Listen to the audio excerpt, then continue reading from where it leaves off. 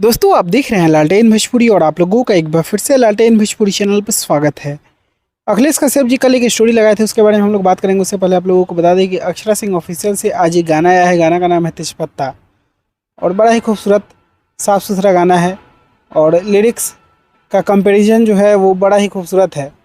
तेजपत्ता का पचफोड़न से कंपैरिजन किया गया है और जैसे लैला मजनू आप लोग सुने होंगे, हीर रांझा सुने होंगे, जो एक साथ ही आते हैं हमेशा, ठीक उसी प्रकार से इस गाना को लिखा गया है। अजीत मंडल जी गाने को लिखे हैं, रोशन सिंह जी का म्यूजिक है और वीडियो में अक्षरा सिंह जी के साथ अंशुमान सिंह जी नज़र आ रहे हैं।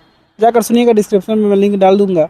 और चलिए हम लोग बात करते हैं। जो अखिलेश कश्यप जी कल एक स्टोरी डाले थे, ऐसा लग रहा है कि होली में वापसी करेंगे।